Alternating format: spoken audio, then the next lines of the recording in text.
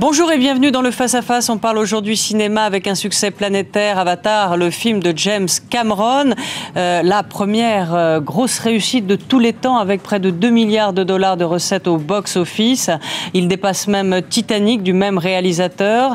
Avatar nominé 9 fois aux Oscars de mars prochain. Pourquoi un tel succès? Ce film mérite-t-il autant de louanges? A-t-il ouvert la brèche à de nouveaux projets en 3D? Eh bien, je vous propose d'en parler avec nos invités sur ce plateau. Bonjour à tous les deux. Aurélien Ferenczi, vous êtes journaliste à Télérama. Bonjour. Bonjour. Et Arnaud Bordage, journaliste au service culture du Figaro Magazine. Alors, pour déjà savoir si vous avez aimé tous les deux ce film, ce que vous en pensez, Aurélien Ferenczi, est-ce que c'est un grand film ou un gros film? Oh, les deux, mon capitaine. Non, moi, j'ai pas été très sensible à Avatar. J'aime beaucoup le cinéma de science-fiction. Je crois beaucoup, on va en parler, je pense, à la 3D comme une sorte de révolution pour le cinéma actuel et futur. Donc, Avatar m'a laissé un petit peu sur ma faim. J'ai trouvé le scénario un peu crétin, on va dire ça. Ouais. Comme ça, tout de go, un peu enfantin, et surtout un peu opportuniste. C'est-à-dire que c'est un film qui surfe sur l'air du temps, l'écologie, un certain nombre de grands thèmes à la mode. Et James Cameron a très très bien calculé son coût, puisqu'effectivement, comme vous venez de dire, c'est aujourd'hui le film le plus rentable de l'histoire du cinéma. Et je pense qu'il va l'être pour un petit moment.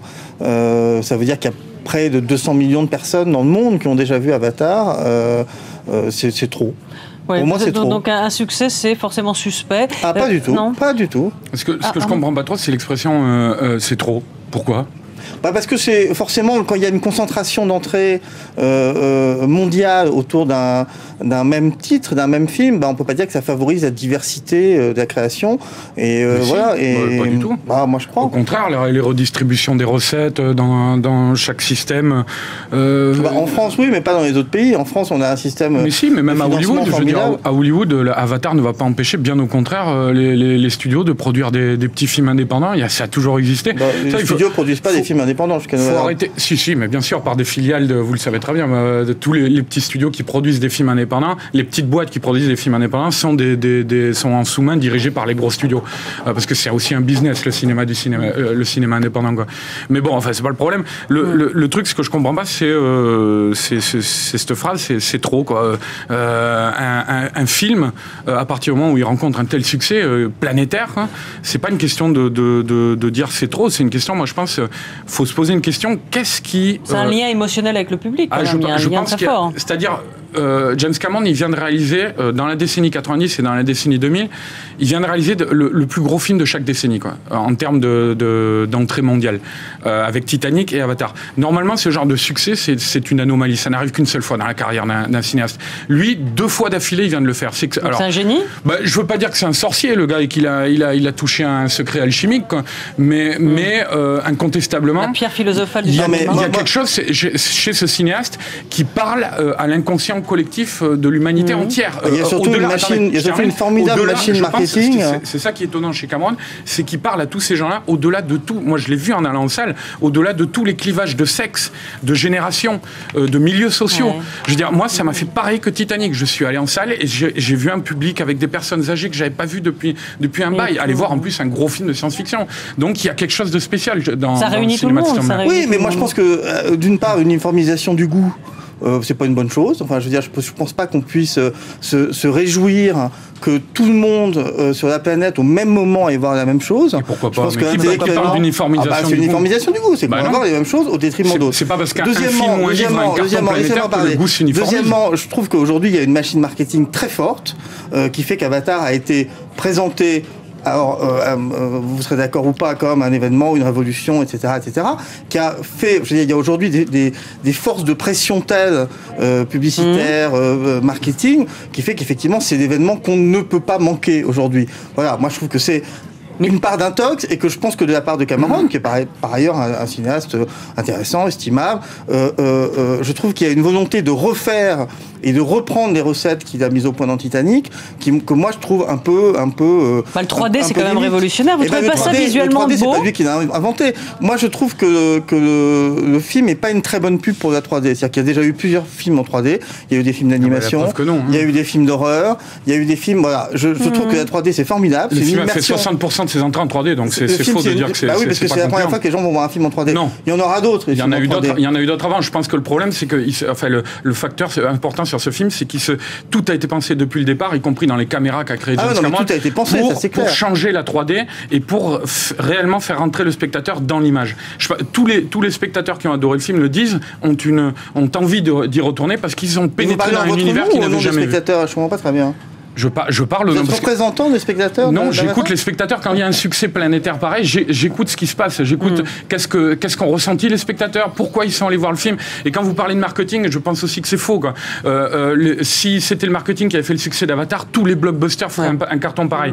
Là, il y a vous voyez bien qu'il y a eu une attente, un marketing, un travail très spécifique sur Avatar qui était lié effectivement au fait que c'était le premier gros film proposé en 3D que les gens pouvaient aller voir. Et les gens qui ne vont pas voir des films de science-fiction, des gens qui ne vont pas voir des films d'effets spéciaux, des gens qui ne vont pas voir des films en 3D, vont pour la première fois voir Avatar et se disent ah bah oui c'est ça, c'est pas mal, etc. Il y a eu un bouche à oreille sur ce film, c'est ça qui fait les 2 milliards Je suis très fan de Star Wars par exemple, ou des premiers épisodes de Star Wars. Je trouve que c'est une saga, c'est un space opéra. Ouais, du coup ça a pris un coup de vieux là. Ah, évidemment, mais enfin après effectivement les films, s'ils ont une date de péremption, on peut dire que les films des années 50, 40, 30 n'ont plus aucune valeur. Non, mais dans ce genre de film. Si on est dans une vision esthétique, excusez-moi d'être dans une vision esthétique, ni économique, ni purement émotionnelle, mais esthétique, je pense que c'est un film qui est moins fort que n'ont été, par exemple, les créations de George Lucas dans les années 70-80. Voilà. Mais quand même, est-ce que vous critiquiez ce côté un peu, ce message écolo de James Cameron? C'est plutôt une bonne chose à l'heure où Obama cherche une révolution verte. Le simplisme n'est jamais une bonne chose. Quelqu'un qui nous dit, la Terre va mourir parce qu'elle a été victime de la surconsommation et rien ne vaut le mysticisme de la civilisation extraterrestre Na'vi.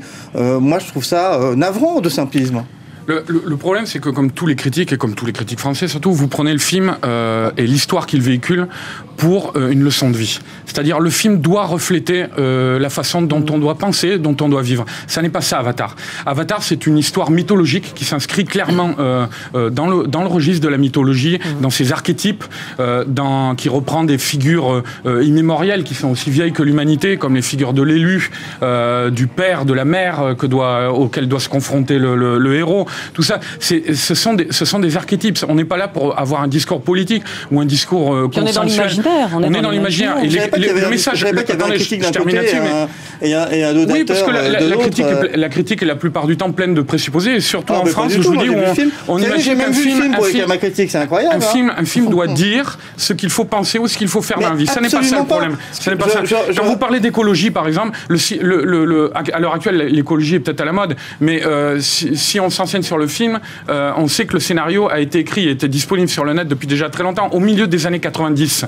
Donc c'est pareil, l'autre jour je lisais un article d'un professeur de philo dans Le Monde qui disait que le film était une métaphore du 11 septembre, avec les nazis qui jouaient les Américains, qui étaient agressés par l'extérieur, avec la scène de l'arbre qui s'écroule. Quand on sait que ça a été écrit en 96, c'est là où on voit qu'il y a beaucoup de gens qui essaient, comme c'est un succès planétaire et que tout le monde en parle, qui essaient de plaquer des grilles de lecture dessus, qui essaient au lieu de se référer à ce qu'est le film, on prend ce qu'on pense et on essaie de le juger à sa tonne. Si le film n'est pas l'éloge d'une civilisation spécifique qui vit en harmonie avec la nature, et là je parle pas d'un présupposé, d'un message, si le film ne raconte pas ça, alors on n'a pas vu le même film. Non, mais c'est une histoire.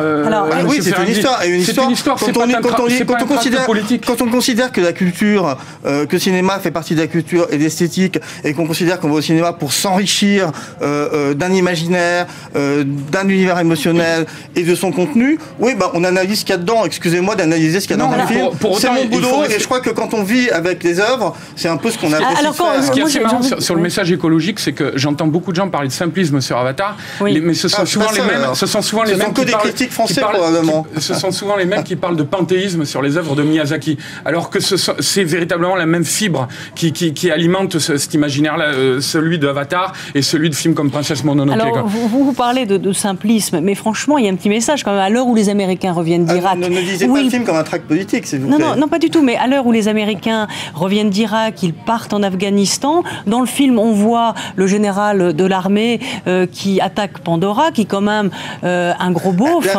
absolument pas subtil. L'intelligence de Cameron, c'est d'avoir fait un film éminemment polysémique, surtout parce que la référence principale, c'est pas le 11 septembre, c'est pas la guerre en Irak, c'est pas l'Afghanistan, c'est évidemment le western. C'est-à-dire que c'est un film qui reprend des principes narratifs qui ont été utilisés par plusieurs grands westerns, voilà, immémoriaux de l'histoire du cinéma américain, de John Ford, etc.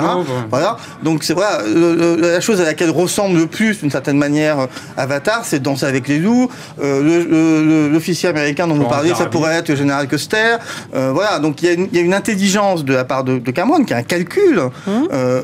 Mais une autocritique quand même du style américain. D'utiliser quelques-unes des grandes interrogations de la population américaine. Comment on traite les gens qui étaient là avant nous, comment on traite des gens qui ne nous ressemblent pas, comment on traite... Voilà. Bon, après, je trouve que une fois qu'on a dit ça, le film ne dit rien de plus que ça. Voilà. Oui, mais est-ce qu'un film est censé dire quelque chose forcément? Est-ce que le cinéma, c'est pas une part de rêve? Et dans Avatar, ça remplit complètement et parfaitement son rôle, cette part de rêve. Je pense que le propos d'Avatar, et comme toute grande histoire mythologique, c'est de parler à ce qu'est l'être humain profondément au fond de lui, et non pas de lui dire qu'est-ce qu'il doit faire pour être quelqu'un de bien par rapport à telle ethnie ou tel sujet. Je pense que c'est encore une fois, je pense que c'est important. C'est un film qui travaille au corps des centaines d'histoires qui existent depuis les débuts de l'humanité. Je veux dire, on peut parler de Danse avec Lou, on a souvent réduit le film à Pocahontas ou au Schtroumpf. On n'a pas fait ce procès-là sur Pocahontas au dernier Mali, qui pourtant n'était pas très bon, le Nouveau Monde, et qui était une adaptation littérale de Pocahontas.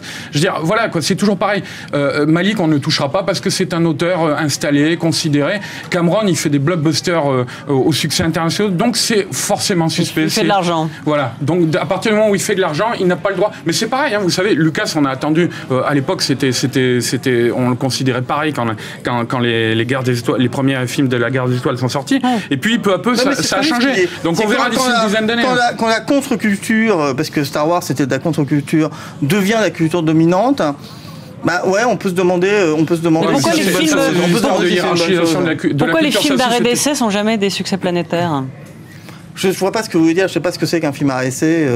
Parce qu'ils ne sont pas distribués de la même manière. Je veux dire, c'est une question de. Si aux États-Unis ouvraient leurs frontières à des films en langue étrangère et n'étaient pas en termes culturels la même puissance impérialiste, évidemment que les films pourraient. On peut dire que Slumdog Millionnaire, c'est un film à essai dans ces cas-là et ça a été un succès planétaire. Donc je crois que les critères sont pas complètement ça, quoi. Mais si on se borne à l'appellation exacte, quoi, au terme art et essai, Avatar, c'est un film d'art et d'essai, quoi. C'est un film expérimental, clairement. Je veux dire, ce qu'il fait, c'est un film qui a utilisé des caméras qui n'existaient pas. C'est un film qui a utilisé. Vous êtes dans la technique, dans la fabrication. C'est un film qui a utilisé une technologie. Vous savez, la technique, ça n'est pas quelque chose. Jamais dans l'esthétique. La technique, c'est grâce à ça que vous faites l'esthétique. L'esthétique, elle vous tombe pas du haut du ciel. C'est pas Dieu qui se penche vers vous. Non, mais d'accord, mais dites-moi à quoi ça a servi alors. Dites-moi à quoi ça a servi. Vous savez, un écrivain. Vous êtes dans la louange à considérer de Cameron. Il a tout fait avant tout le monde. Il a inventé des caméras. Très bien, mais à quel usage? Quand les peintres. Pour raconter une histoire, monsieur.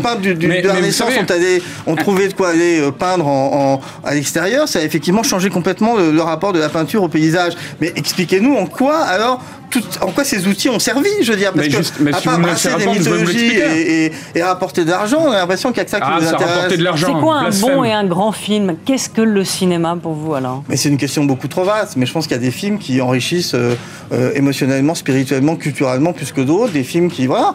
Et je pense qu'à un moment, pas le cas, ouais. Et pour moi, Avatar, c'est absolument pas le cas. Et il y a d'autres films de science-fiction qui sont intéressants, au scénario beaucoup plus élaboré. Je pense que là, il y a eu quand même une utilisation des archétypes scénaristiques qui fait que n'importe quelle personne de plus de 6 ans sait exactement comment le film va se dérouler, ce qui va se passer et pas de révolution technologique. Alors, la révolution technologique, on va l'avoir après. C'est-à-dire, est-ce que non, la révolution technologique, elle est déjà là. Est-ce que le 3D va métamorphoser le cinéma? Est-ce que beaucoup de films intéressants? Moi, ce que je trouve intéressant, on ne parle que de la 3D sur Avatar, mais on oublie quelque chose de fondamental. C'est ce qu'a fait Cameron avec une technologie qu'a inventé le cinéaste Robert Zemeckis, la performance capture. Ce qu'il est arrivé à faire avec les navis, c'est-à-dire des extraterrestres en images de synthèse entièrement photoréalistes et inspirés du jeu des comédiens, c'est du jamais vu. C'est du jamais vu. Mais ça sert, monsieur, à vous immerger dans un film et à vous raconter une histoire avec des personnages qu'on n'aurait pas pu représenter avec un maquillage et filmer de cette manière-là. Je veux dire, regardez le film, renseignez-vous et vous verrez. Ce sont des choses qu'on n'a jamais vues jusque-là. Les navis oh là là, c'est la fin. Pourquoi ils sont bleus les navis? On ne saura pas. Il l'a abordé en abordant le film en documentant de manière anthropologique. On sait pourquoi les navis sont bleus. Alors les navis sont bleus, voilà, on le saura. Merci en tout cas à tous les deux pour ce débat antagoniste, on l'a compris. Et on se retrouve plus tard sur France 24. Merci.